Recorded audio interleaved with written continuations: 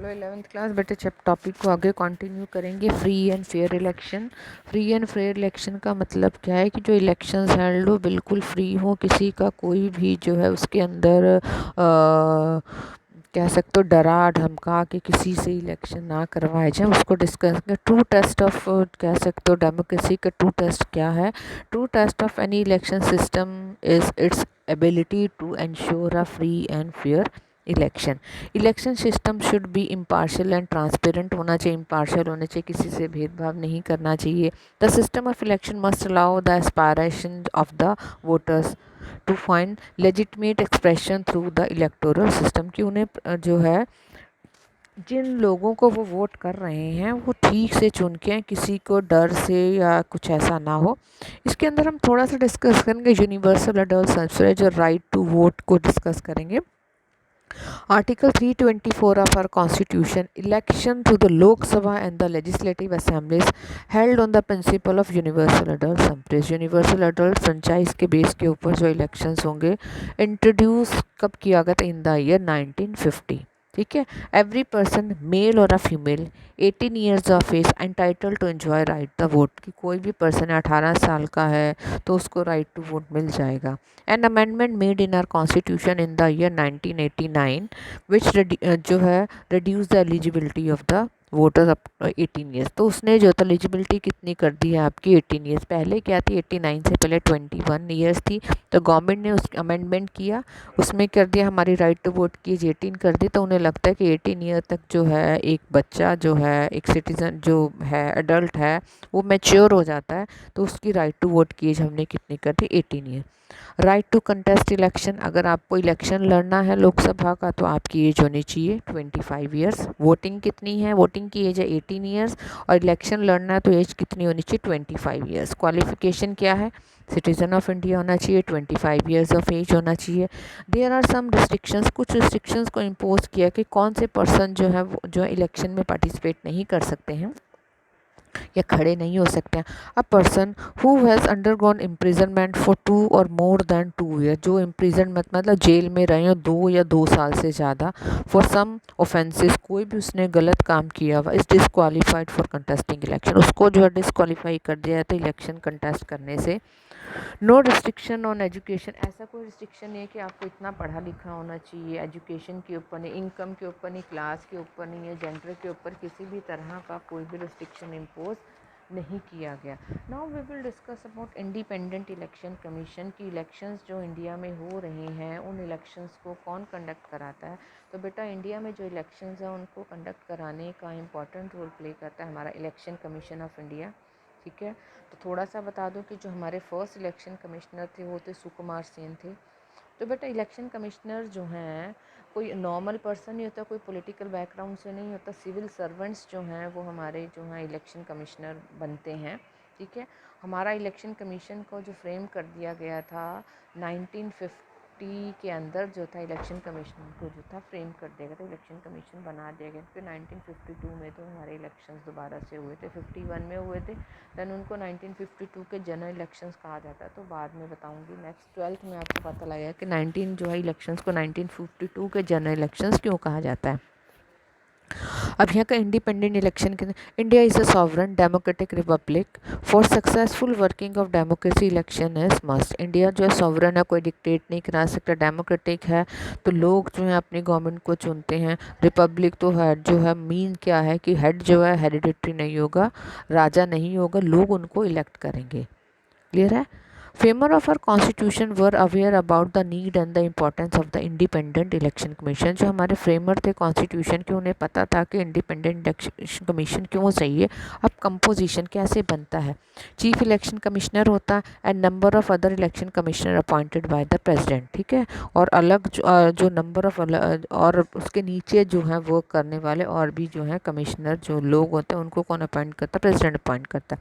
President में fix जो है जो उसका टाइम, उसका नंबर जो है प्रेसिडेंट फिक्स करता है कि इस बार 3 चाहिए, अगली बार 2 चाहिए, तो वो डिपेंड करता है।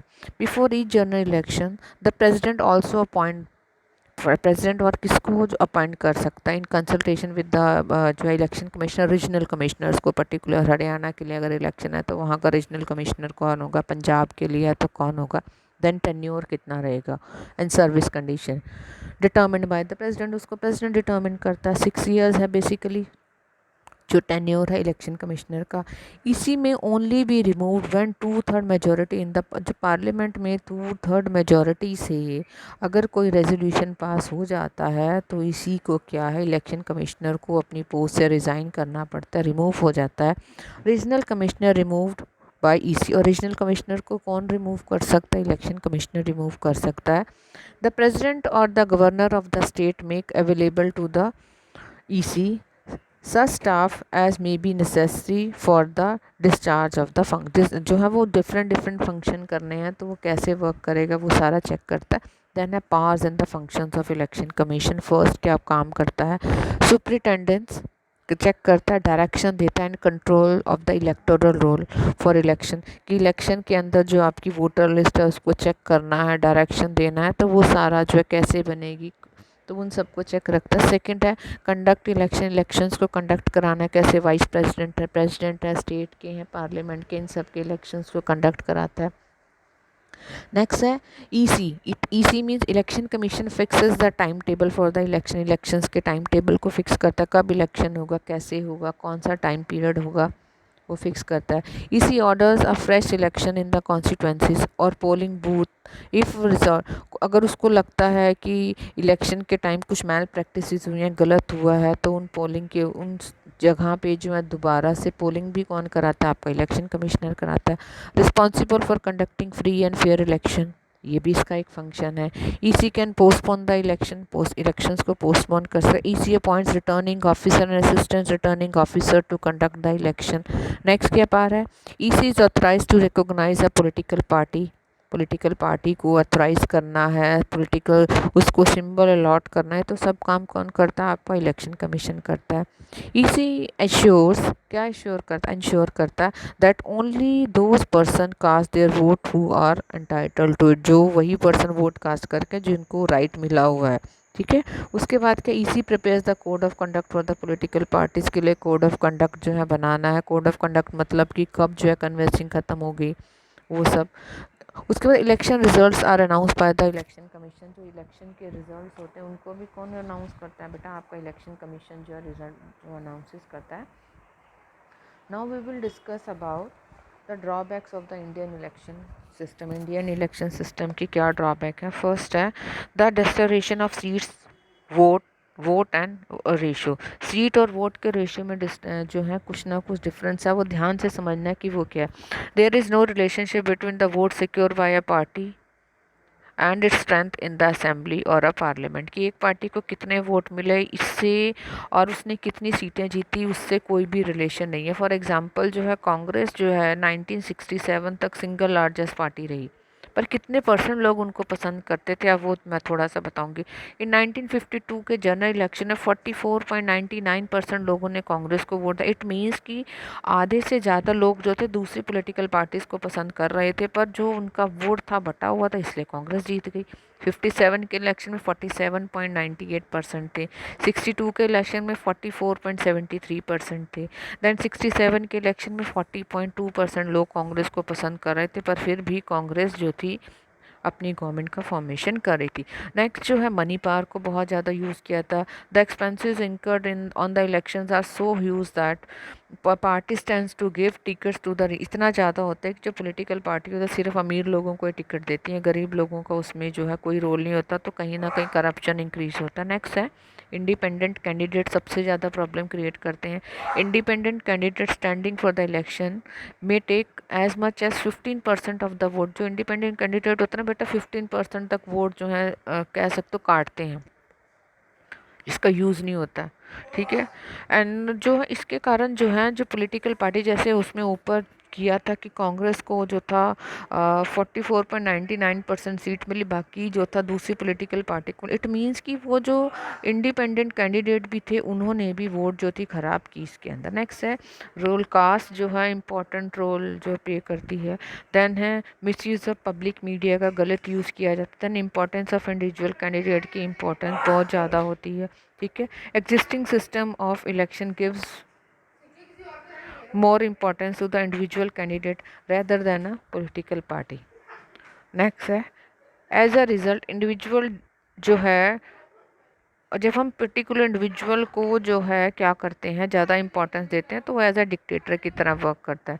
Then bias in favour of ruling party, तो कहीं ना कहीं रूलिंग पार्टी के जो है बायस करता है, उसको जो है फेवर में वर्क करता है। देन रेमेडीज़, क्या रेमेडीज़ कर सकते हैं हम इलेक्शन कमीशन को जो है इम्प्रूव करने में। ठीक है जी, फर्स्ट है single member constituency should be replace by the system of proportional representation, जो सिंगल मेंबर कॉन्स्टिट्यूंसीज को प्रोपोर्शनल रिप्रेजेंटेशन में चेंज कर सकते हैं। देन है strict action should be taken who indulge in booth capturing, जो है मैल प्रैक्टिसेस में जो इंक्लूड होते हैं उनके अगेंस्ट जो हम एक्शन ले सकते हैं। Then there should be provision for to recall का प्रोविजन होना चाहिए। No number of polling booth should be increase, जो पोलिंग बूथ का नंबर है वो जो है इंक्रीज करना चाहिए। ठीक है, every effort should be made to check the role of money election में, कि इलेक्शन में मनी का क्या रोल प्ले करे, उस पर चेक रखना चाहिए। Candidate with any criminal records जो है उनके ऊपर इलेक्शन में बैन होना चाहिए, कि वो इलेक्शन में पार्टिसिपेट नहीं कर सकते। पर आपको पता है कि प्रेजेंट टाइम में क्या हो रहा है। Eligible voter should be given ID, जो एलिजिबल वोटर है उनको आईडी देना चाहिए। आपको पता है कि हम सबको वोटर आईडी कार्ड इशू हैं, जिनको राइट टू वोट प्रोवाइड किया गया। The state must share the election expenses, election expenses किसको देने चाहिए, स्टेट को शेयर करने चाहिए, ताकि रिच पीपल जो है इंपॉर्टेंट रोल प्ले ना कर सके। 1/3 सीट का रिजर्वेशन किसके लिए करना चाहिए बेटा, लेडीज़ के लिए करना चाहिए, ताकि लेडीज़ का जो इलेक्शन में पार्टिसिपेशन जो है इंक्रीज़ हो सके। नेक्स्ट है इलेक्शन का प्रोसीजर क्या है, थोड़ा सा डिस्कशन करेंगे कि इलेक्शन कैसे शुरुआत होती है, क्या करना पड़ता है। फर्स्ट जो कॉन्स्टिट्यूंसीज सबसे इम्पॉर्टेंट टास्क है, तो डिलिमिटेशन कमीशन क्या करता है, कॉन्स्टिट्यूंसीज को फिक्स करता है। ठीक है, देन वोटर की लिस्ट बनाई जाती है, कितने ना कहाँ कहाँ पे कितने नंबर ऑफ़ वोटर्स हैं, चेक किया जाता है घरों में। हमारे लोग जो घर पे आते हैं चेक करने के लिए कि कितने जो हैं किस एज को अटेन कर लिया है, राइट टू वोट कितनों को मिलेगा, कितनों के आईडी। अब जब आप नेक्स्ट इलेक्शन होंगे तो आप लोग भी राइट टू वोट मिल जाएगा, तो आपके घर जो उससे पहले जो है इलेक्शन कमीशन से लोग आएंगे, अपॉइंट करता है ना इलेक्शन कमीशन अलग अलग, तो वो चेक रखते हैं। सपोज़ किसी की डेथ हो गई तो उनका नाम जो वोटर लिस्ट से कट जाता है। ठीक है, तो ये सारा चेक। देन अपॉइंटमेंट करता है senior and junior staff of election.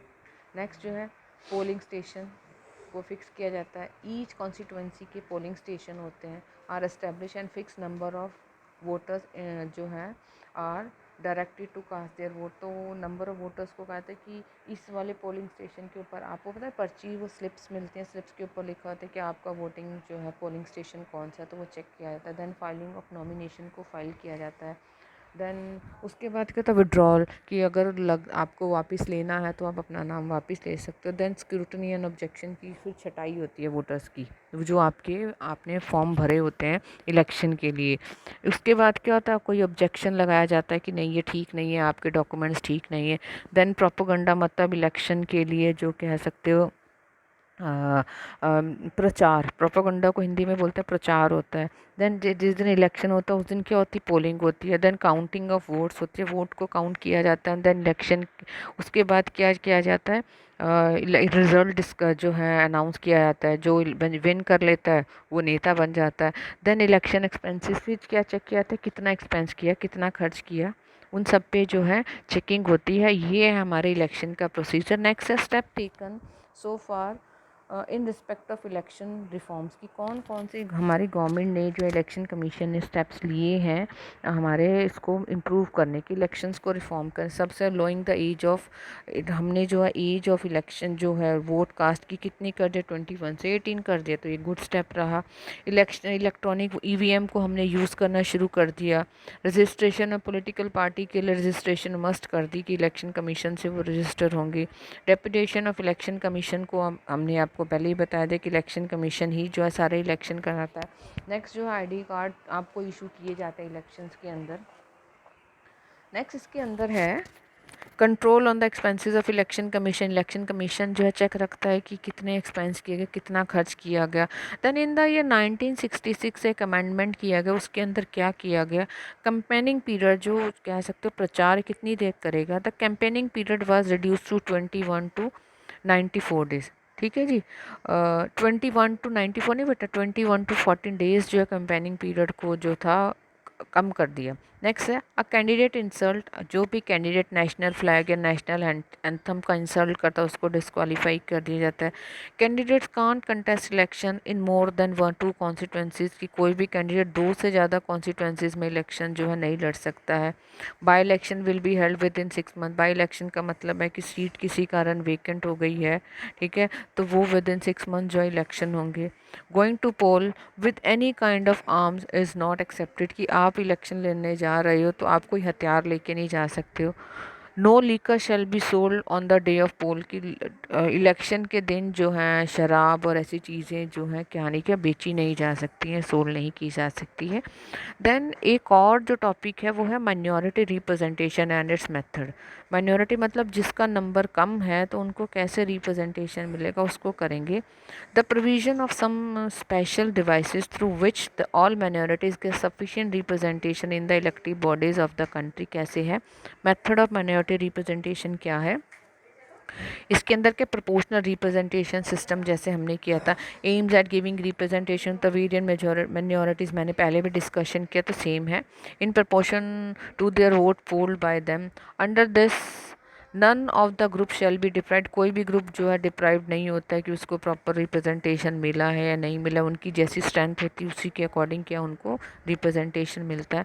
Then limited vote system है। अब इसके अंदर क्या है, अंडर मल्टी मेंबर कॉन्स्टिट्यूंसीज और are required, each voter is allowed to cast a smaller number of vote than there are seats, ठीक है, to be contested. अब वोटर जो वोट है, अब वोटर हैज़, और जब vote has distributed his votes, voter क्या कर सकता है अपनी वोट्स को डिस्ट्रीब्यूटेड करता है अमंग द मैनी कैंडिडेट, जैसे हमने प्रेफरेंस सिस्टम किया था उसके अकॉर्डिंग, और अपनी वोट को क्या कर सकता है वो कास्ट कर सकता है। बेटा इसके अंदर जो लास्ट टॉपिक है वो है हमारा टेरिटोरियल रिप्रेजेंटेशन, हमने पहले भी किया था जिसको हमने FPTP किया था। FPTP में क्या था, first part the post system को हम टेरिटोरियल रिप्रेजेंटेशन सिस्टम भी कर सकते हैं। सिंगल मेंबर कॉन्स्टिट्यूंसीज होती है, मल्टी मेंबर कॉन्स्टिट्यूंसीज होते हैं, ये सारा है। इसके अंदर है adopted most of the modern democracies ने अडॉप्ट किया है। In this system total electorate country में डिवाइड कर लिया जाता है, तो FPTP वाला आप इसके अंदर लिख सकते हो, ईजी है, ये सब आ जाएगा।